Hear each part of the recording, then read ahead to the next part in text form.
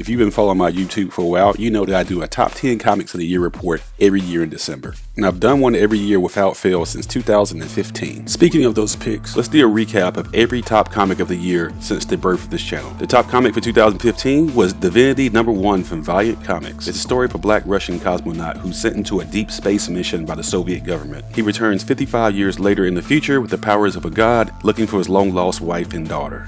His real name is Abram Adams, but he's nicknamed Divinity by the American government. He's got like Dr. Manhattan type level power. So he's viewed as a threat, understandably. So the American government dispatches its A-team, a team of superheroes called Unity, which consists of the Eternal Warrior, Livewire, Ninjak, and Exo Man of War. Basically the Valiant Comics version of the Avengers, to try to oppose him in the event that he's hostile. The Divinity miniseries happens over 4 issues. It's an incredible science fiction story written and created by Matt Kent, and it was so popular that issue #1 went through 5 printings. Divinity is an absolute 10 out of 10. The top comic for 2016 was The Fix #1 from Image Comics. It's a dark comedy story about 2 bumbling, corrupt cops in LA. It's also an expose on sleazy Hollywood excess, and it's laugh out loud funny. The plot involves 2 corrupt cops, Mac and Roy, who pull off a robbery which is not sanctioned by their police captain, who is also corrupt. So he tasks them to oversee a big drug shipment that come through an airport. They have no choice to do this dangerous mission, or the police captain will just have them whacked. It's an extremely high pressure and dangerous mission as well,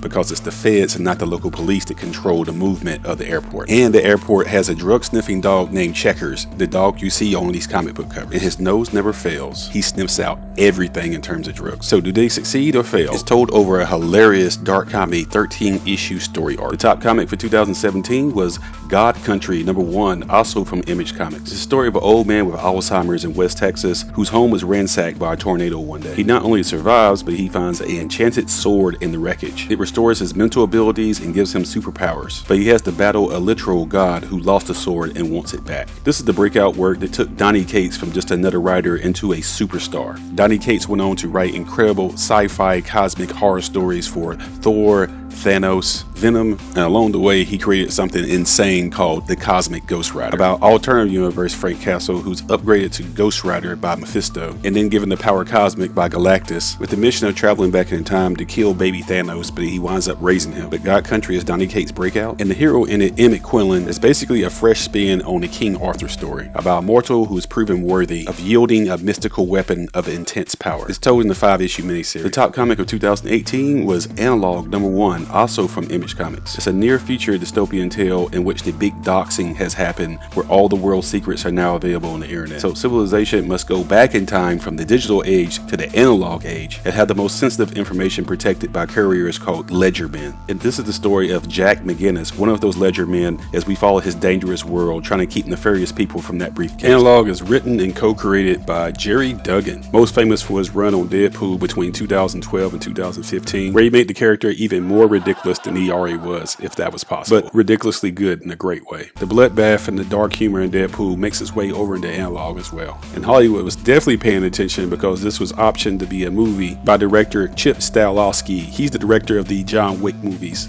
And there he is on the left with Keanu Reeves on the right. When they stop making John Wick movies, they might move on to Analog. So Analog isn't just a great comic, it's good speculation as well, to invest in as a long-term hold. The top comic of 2019 was Assassination #1, also from Image Comics. Hey, Image puts out some great stuff. It's a story of an organized crime boss who's the target of numerous assassination attempts that fail. He chooses to fix this problem by hiring 20 of the world's best assassins. So who better to stop an assassin than to hire an assassin? It's a ridiculous, over-the-top dark comedy in which 15 of the 20 assassins die in the first issue. Do you remember the movie Smoking Aces, about a whole bunch of assassins trying to kill one guy, with over-the-top violence, nonsense jokes, told in a style in which the movie is already mocking itself? This is similar to that in tones, just in reverse. Instead of a whole bunch of assassins trying to kill one guy, they're trying to save one guy. It's brought to you by Cal Starks, who got famous for writing Rick and Morty over at Oni Press. And the art is done by Erica Henderson, who got famous for drawing Squirrel Girl. So if you like films like Pulp Fiction, Smoking Aces, or Get Shorty, then this is definitely for you. Told over a hilarious 5-issue miniseries, this is definitely going to make you laugh out loud.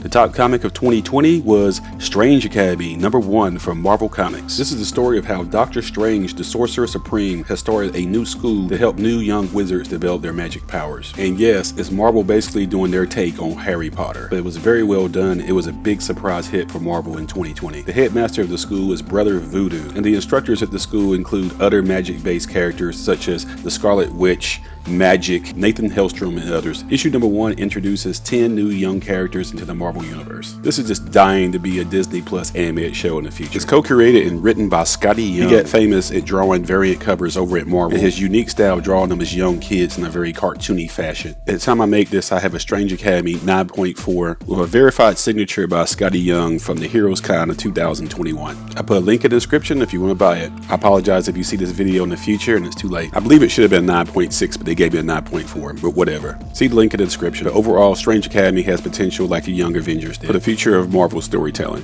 The top comic of 2021 was Future State Wonder Woman #1 from DC Comics. First of all, this is not the Diana Prince Wonder Woman. This is a brand new character named Yaraflor. She's the daughter of an Amazonian warrior and a Brazilian river god. Let me give you a little background on the DC Future State project so this makes sense. It was a whole series of titles released in early January 2021 by DC, where they give us a possible future of our favorite characters from DC, with brand new characters in their place. And once again, it's a possible future, not certain. Here's a breakdown of what's happening in issue 1. Yara is killing a monster, and she wants to go to the underworld and present it as a gift to the god king Hades as an offering to get her sister back who's being held down there in the underworld. She also has a flying horse who's late to the battle, and she calls him, his name is Jerry. Yes, Jerry. This Wonder Woman is a whole lot funnier than the traditional Wonder Woman. A little forest fairy girl shows up that's going to be her sidekick, and Yara presents her plan and says if it doesn't work, she's going to stab Hades in the heart. The fairy explains that's a bad idea, and she will help Yara travel to the underworld to get her sister. To get to the underworld, you have to go to a way station, and it looks like whatever you present it in your own mind. So the way station to the underworld looks like a terminal at an airport. The fairy discusses her membership with a check-in clerk. Yara grows impatient with all this tedious talk